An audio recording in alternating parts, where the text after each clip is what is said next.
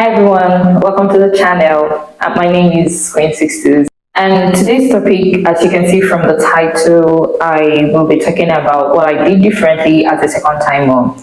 So I'm a mom of two boys. My first son is about 2 years plus. He'll be 3 in a couple of months, and my second son is 6 months. So I shared a reel on my Instagram about what I did differently on my second pregnancy, and the video really did well. And then a couple of months ago, my friend asked me what I did differently this time around as a second time mom. And I was like, this might be a very interesting topic to talk about. And so I decided to come on here and share. So I'm going to break it into parts. The first one, I'm going to talk about what I did differently during my pregnancy, what I did differently for my postpartum prep, and then what I did differently for postpartum, let's say post-birth and then postpartum, and then what I did differently for my baby. So it's going to be like in batches or in parts so that we get more clarity and the video is not all over the place. So if you're interested to know more, definitely keep watching. So what I did differently as a second time mom during my pregnancy, the first one was to reduce sodium intake. So during my first pregnancy, I was really swollen. Like, I thought I was adding weight and I was chubby, but when I look at myself in the mirror, I really saw that I was swollen. And it got so bad that when I got to 7 months, each time I sit down for a while or stand for a while, my legs are always swollen. Like, they are very swollen. If you press it, it will actually go inside. I was swollen all over. I could feel it, and I wasn't really comfortable with it. I spoke to my gynecologist about it, and he recommended I should reduce my salt intake. So this time around, as during my second pregnancy, I eliminated salt from my second trimester. So immediately I got out of all the first trimester shenanigans.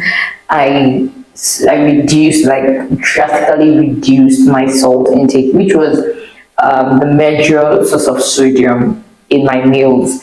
And thank God I didn't have pregnancy cravings that would, warrant me to start looking for things that are high in sodium. So my major source of sodium intake was salt, which I prefer to use seasoning because over here, the seasoning I use actually has salt. So I was just comfortable using the seasoning alone without adding salt, and I saw a difference. The second thing about what I did differently during my pregnancy was my exercise. So during my first pregnancy, I did a lot of walking around. I walked, had a field close by to where we lived then, and I would walk like 4,000 to 8,000 steps a day, depending on how I felt. So the days I felt very great, I would walk around the field like 4 to 5 times. And the day I'm not feeling so great, or I wasn't feeling so great, I would just do it for doing sake, and I really didn't stretch myself like that. So I was doing more prenatal exercise, but majorly I was doing more of deep squatting exercise, and I learned it helps to kind of open your cervix. So from the second trimester, I was doing a minimum of 30 squats a day, and I maintained that up until I gave birth. So I wasn't just squatting for exercise. I was squatting when I was doing like my day-to-day chores, and that was how I was able to get to do that more. Doing 30 squats now, it's no big deal, but when you are heavily pregnant, it's a different ball game. So yeah, my exercise was different, and it really helped. It helped my weight gain. It helped how I felt generally, because I was doing more aerobics than just walks, but walking really helped. The third thing I did during my pregnancy was to ask more questions. So I was very outspoken. I asked my question because I have an experience now. I asked my obstetrician about every prenatal vitamin, what it is, what it was for, and I was more open to asking, general questions. Anything that I wasn't so clear about, I would ask him. And the fourth one will be eating dates. Yeah, I heard that eating date helps, and I tried it. And let me just say, everything plus God's grace actually worked for me. So I started eating dates from 35 weeks, and eating dates will say to help, cervix ripening. So yeah, I had dates like just few 3 to 4 pieces a day. The last one would be perineal massage. So this is something you have to talk to your midwife or your doctor about, and just in case it's not allowed, because I mean pregnancies, different bodies, different pregnancies, everybody is not the same. So it's speak to your doctor. I'm just sharing what I did differently, my experience. So just it could help someone. And I was cleared from infection or anything, because if you have infection, it wouldn't be great, it might spread. So if you're cleared and if your doctor says it's okay or your midwife says it's okay, then you can try doing perineal massage. It will help the V walls. It will help to stretch the V walls, and like I said, I didn't have a tear in the second delivery, and it really felt great. Then postpartum prep. What I did, the first thing I did was to bring my husband up to speed. The truth of the matter is, some men can be clueless. I don't want to say most men, but some men can be clueless about all this pregnancy postpartum thing. And even though we've had a baby before, the journey was different, because right, the first one was my first. It was our first pregnancy. It was our first baby. So I really had time to nurture the baby myself. This time around, I'm having a baby, a toddler in mind. So we had to sit down and talk about how to navigate things. So that was part of my postpartum prep. How are we going to navigate having a newborn and a toddler, if we needed to get a childminder and all of that. So communicating with your spouse on how to navigate the new phase is really, really important. So the second thing I did for my postpartum prep was starting early. When I was pregnant the first time, I had a lot of people say first pregnancies, take time. It can even go beyond your due date. And I kind of was like, okay, 39, 40 weeks, 41 weeks, that's really what people always project, that first pregnancies or firstborns usually take time, and subsequent ones might come a bit early or come on time. But it was very shocking that I had my first baby at 37 weeks. He was 37 plus 2. That's 37 weeks 2 days. And it kind of threw me a bit of balance, because I wasn't really prepared. It just came. Thank God I had my hospital bag packed, but I just woke up one morning and labor started.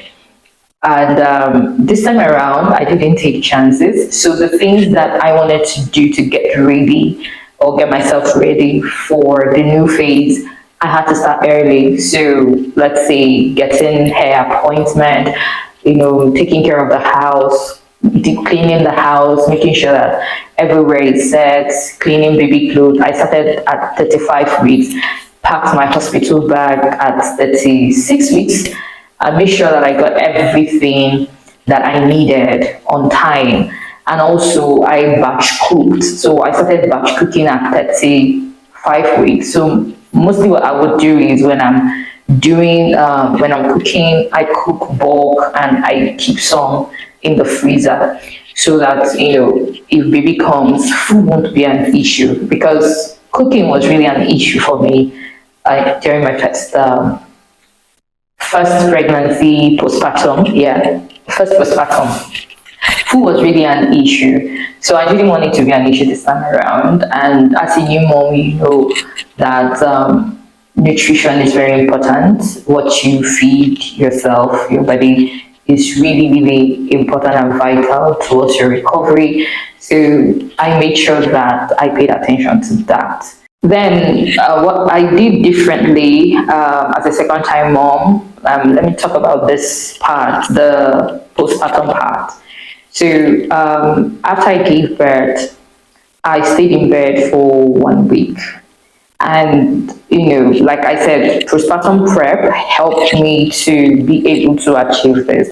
So I prepped myself, I prepped everyone around me, I prepped my environment to enable me to have this rest for just 1 week. I was in bed. I didn't want to move much. I usually walk around every now and then, but just walk around in the room, come out, have shower, eat, and I go back and lay in bed. So I was in bed with the baby. It really helped to speed up my recovery because, my body needed that rest.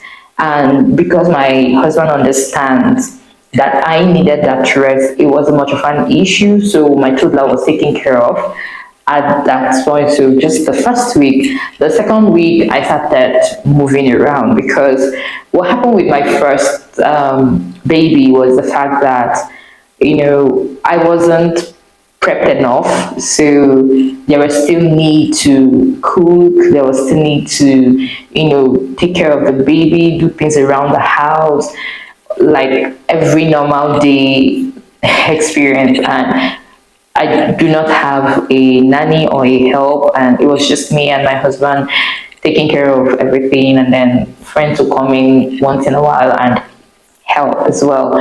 So the bulk of the work was on me, and it really affected my recovery. It took me like about 13 weeks to actually feel like myself again. I mean, for me to stop feeling the soreness, it took me because I was always up and down, and when I overstress myself, I see myself bleeding a lot and all that. So this time around, or the second time around, I actually have to be more strategic, plan, and and I saw the result because at 5 weeks I was good. I was ready to kick box anybody. I felt so great.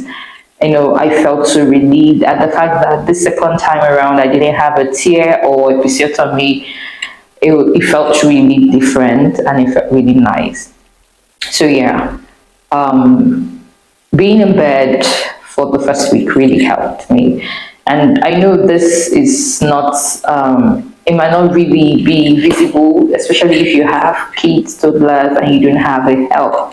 But it's also important that you receive all the help that you can, prepare everybody around you, tell them what to expect so that, everybody is in sync with what is happening. So I'm going to stop here so that this video is not too long. If you have watched up until this moment, thank you so very much. Do me a favor and tap the subscribe button. I know I hear a lot of people say hit the subscribe button, but I don't want it to injure your nails, so just give it a tap. And the notification bell as well, so when I upload the second part, you'll be notified. And also give this video a thumbs up if you liked it, if you found it informative, give it a thumbs up. And until I come your way again, thank you for watching and stay blessed.